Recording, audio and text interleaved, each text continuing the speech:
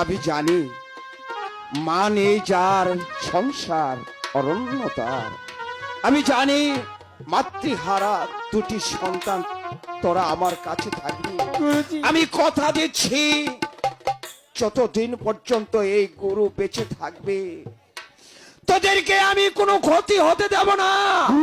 আমি কথা দিচ্ছি তোদেরকে লেখাপড়া শিক্ষা দিয়ে একটা মানুষের মতো আমি মানুষ করে হ্যাঁ চল ভাবি ঘরে চল, তোদের ক্ষুধা পেয়েছে খাবি চল।